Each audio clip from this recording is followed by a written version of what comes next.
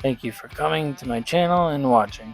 Today we're going to be talking about the Master of Possession. On the screen you'll see me painting my first ever Warhammer 40k mini.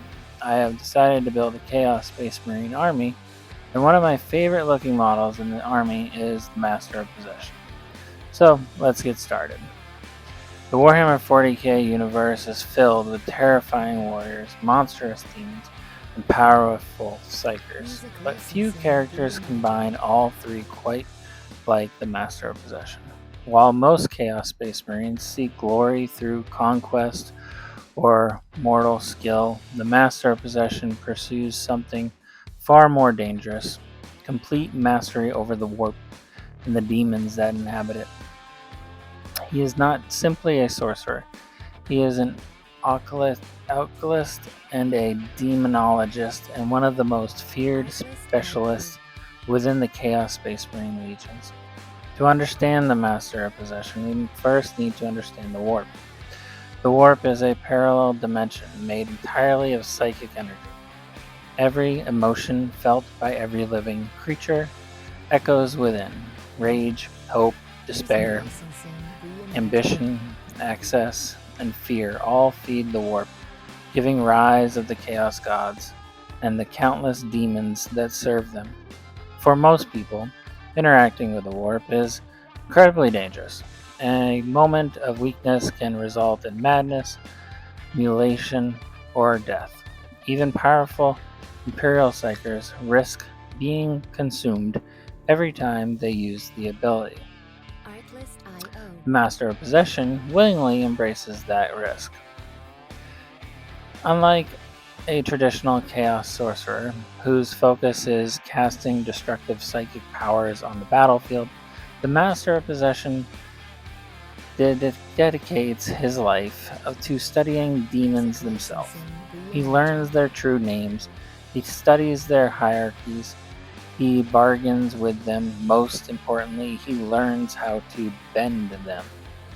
Knowing a demon's true name grants incredible power over it, but obtaining that knowledge requires decades, sometimes centuries, of forbidden rituals, dangerous pacts, and constant exposure to the corrupting influence of the warp. Every lesson comes at a price. Every bargain straightens something the Master of Possession can never fully control.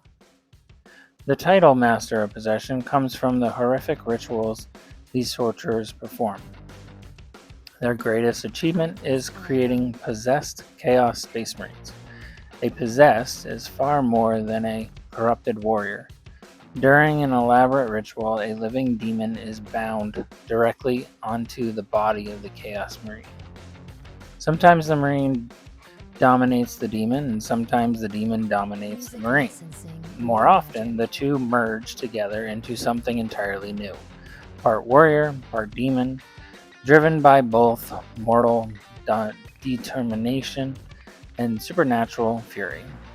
The ritual is a terrifying combination, capable of tearing through enemy forces within unnatural strength and speed. But the process is never guaranteed to succeed. When the ritual fails, the warp energy can overwhelm the host entirely, leaving behind a mutated ruin, a mind and body unmade, with no identity, no purpose, no hope of redemption. To the Master of Possession, these failures are simply the cost of pursuing greater power. Their expertise extends far beyond living warriors. Master of Possession also work alongside warpsmiths to empower demon engines, terrifying war machines such as force fiends, maul fiends, venom crawlers, and helldrakes. These engines are not merely machines. Each one contains an imprisoned demon whose rage fuels its destructive power. Keeping these demons bound requires constant rituals, wards, and psychic control.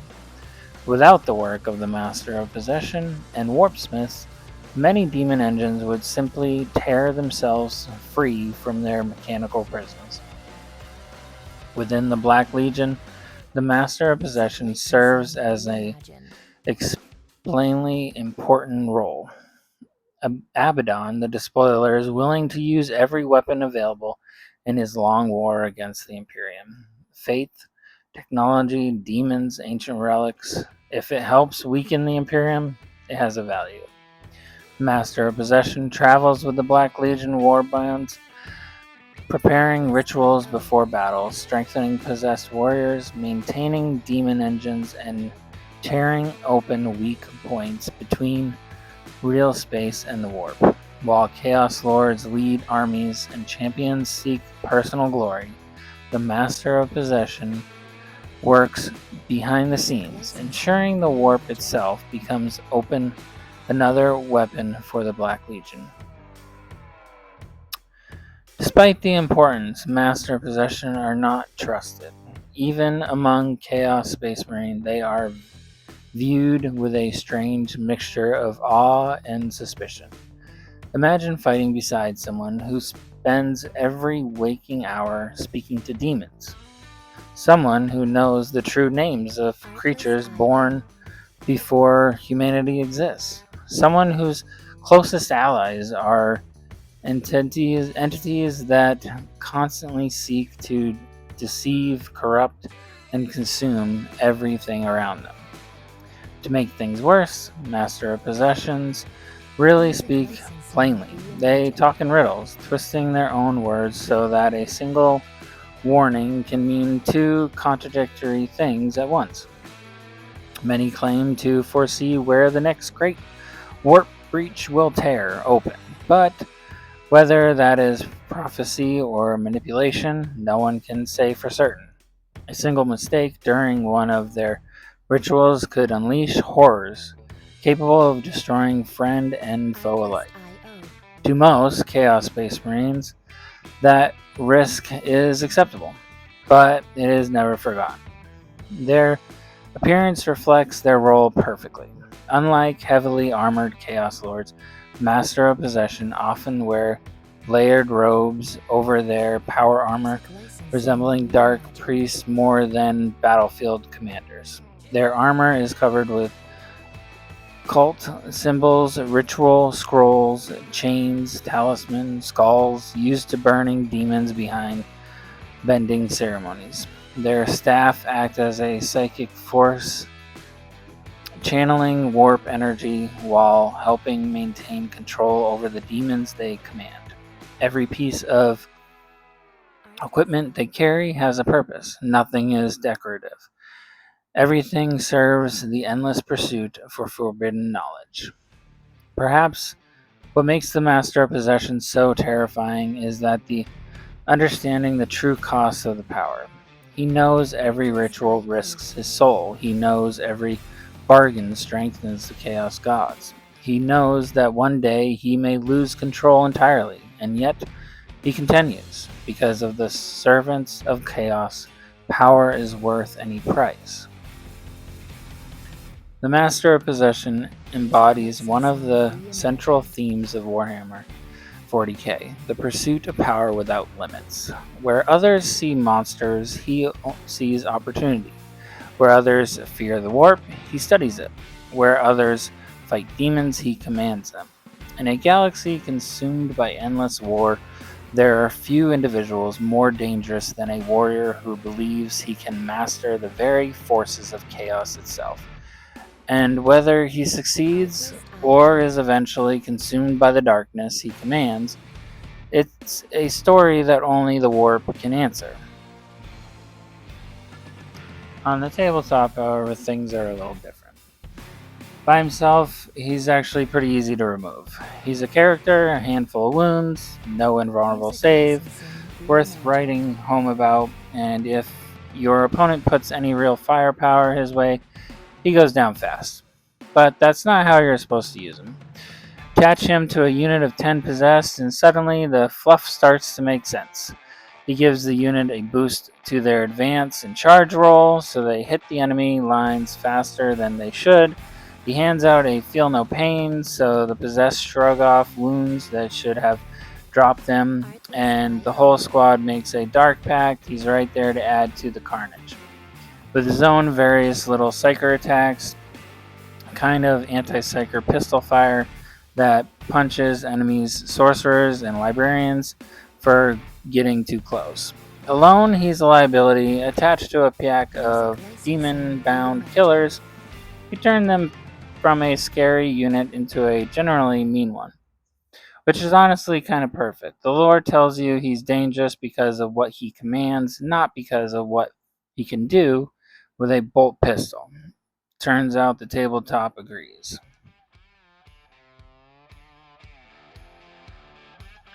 Well, that's all the lore I have that I'm aware of for this model. I really do think he's one of the coolest looking characters in this army. How I started painting this model was pretty simple. I first laid down a flat black primer, then started with brown. I knew I wanted the robe to be brown, so I began there.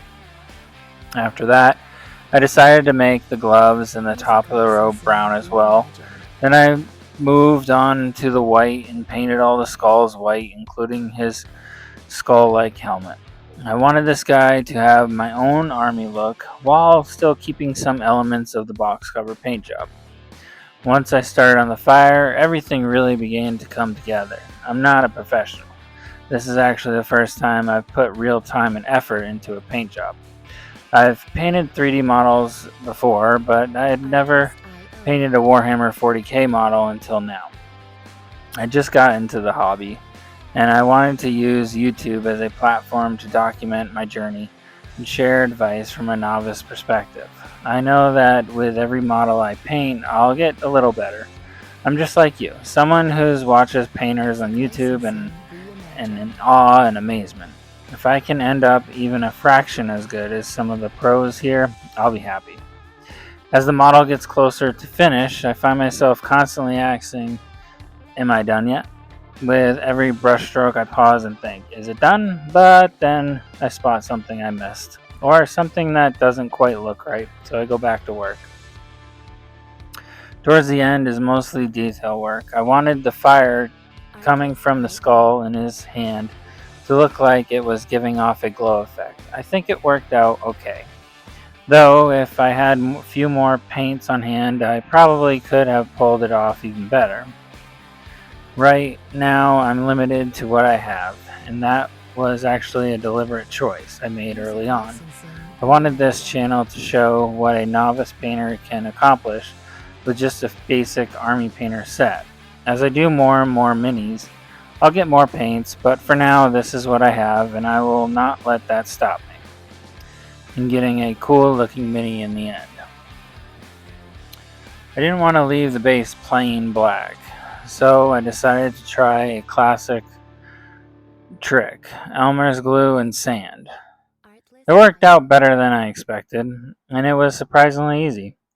All you needed to do is get some sand from outside, then bake it in the oven for 200 for about 20 minutes. After that, run it through a sifter, and you got some sand that you can use. If you're still with me, then I really appreciate it. Please like and subscribe to the channel. Next up, I'll be painting Master of Executions. I'll see you next time.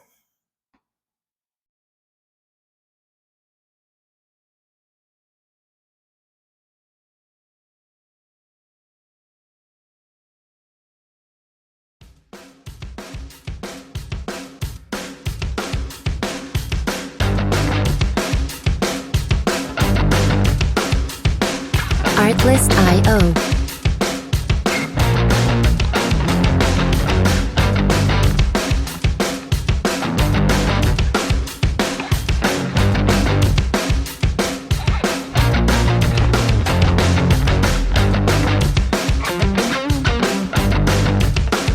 Music licensing reimagined.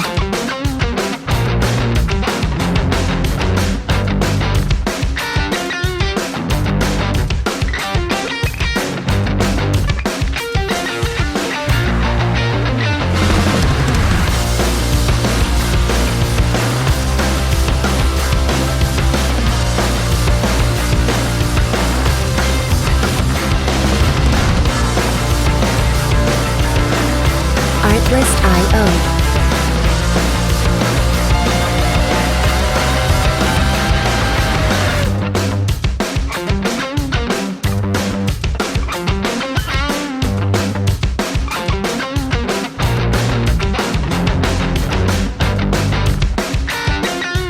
Music licensing reimagined.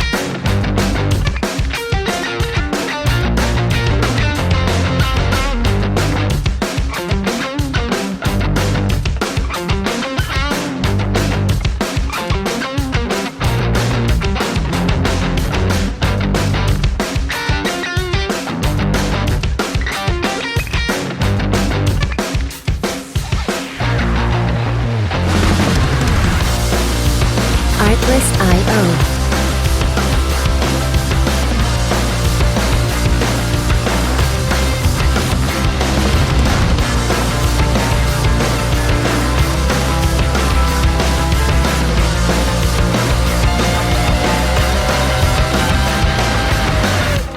Music licensing reimagined.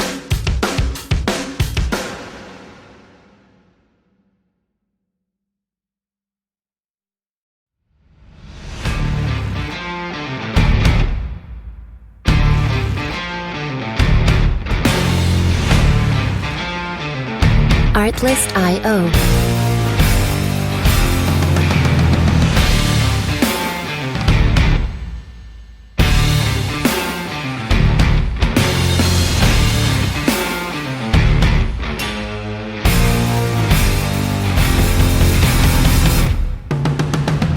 Music licensing reimagined.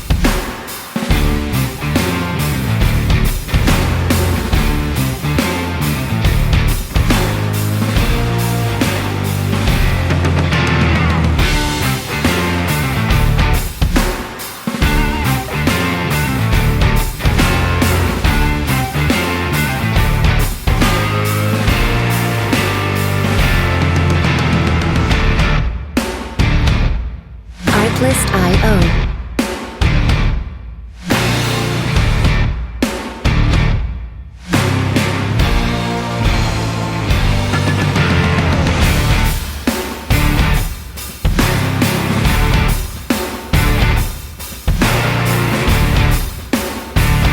Music licensing reimagined.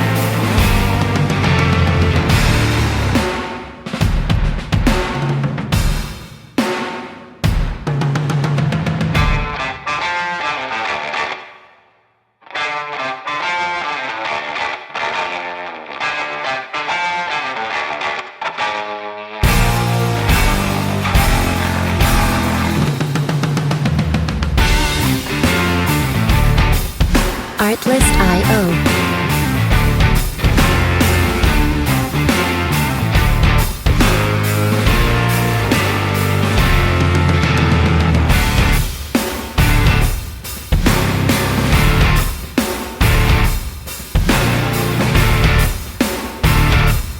Music licensing reimagined.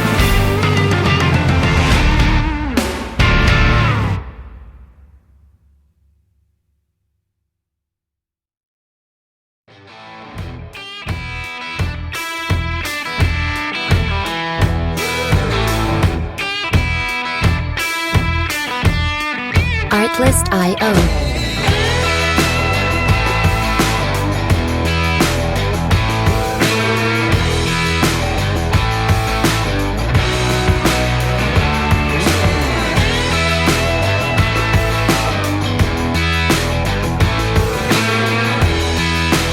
Music licensing reimagined.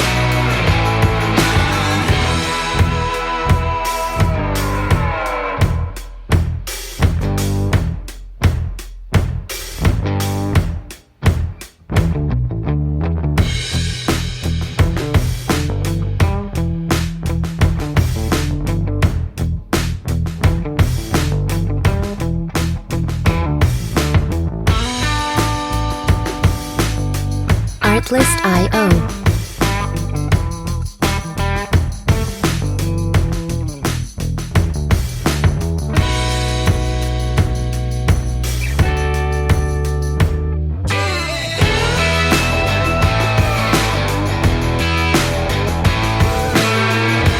Music licensing reimagined.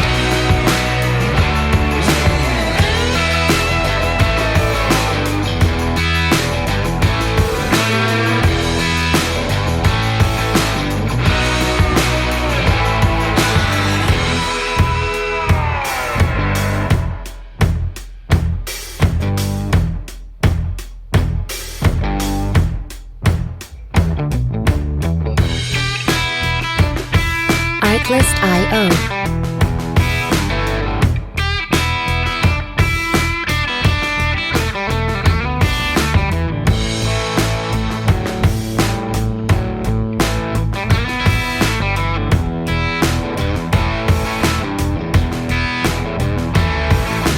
Music licensing reimagined.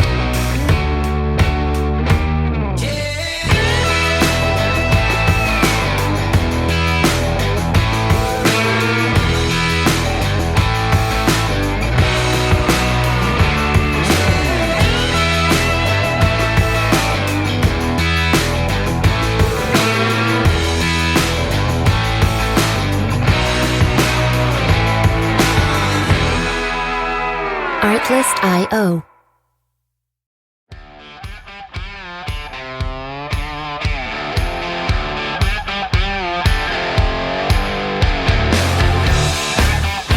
Artlist.io.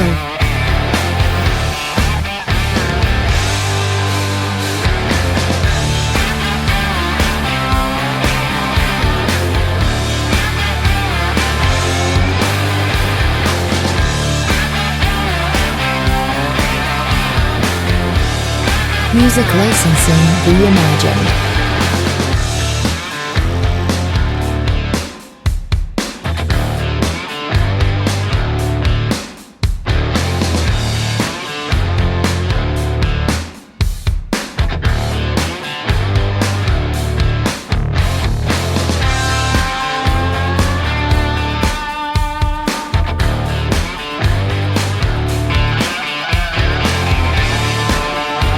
Artlist.io.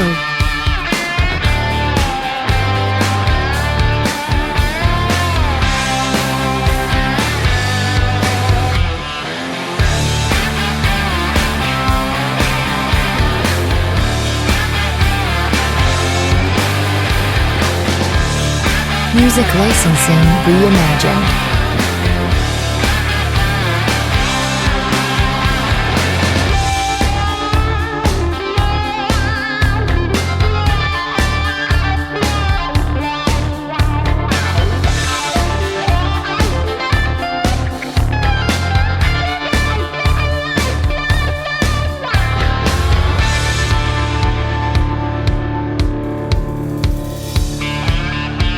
Artlist.io.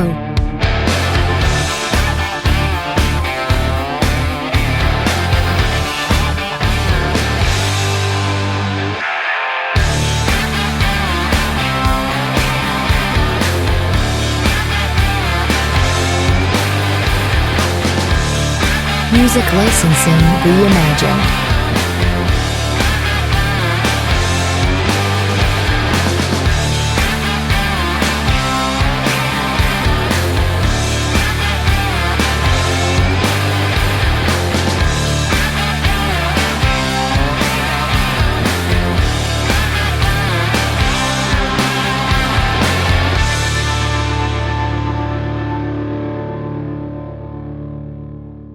Artlist.io.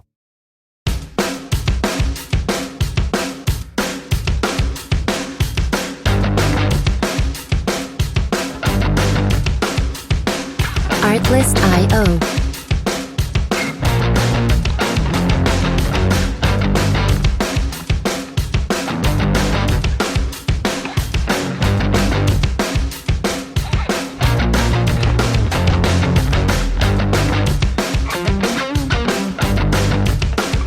Music licensing reimagined.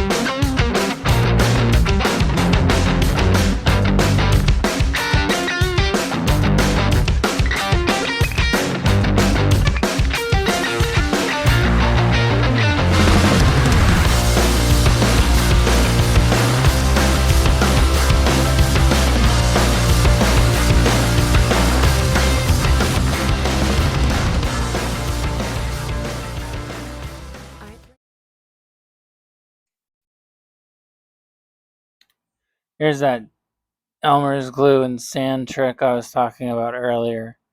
I just used some sprues.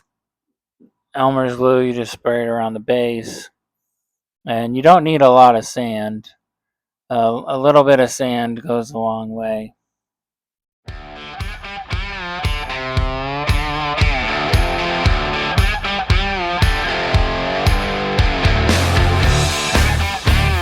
Artlist.io.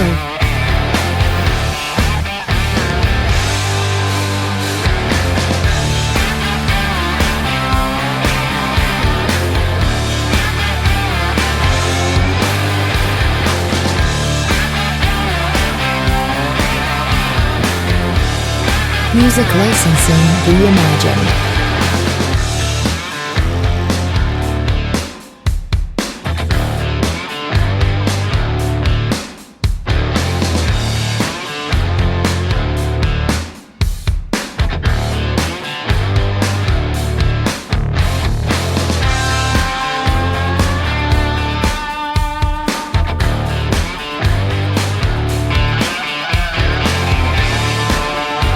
Artlist.io.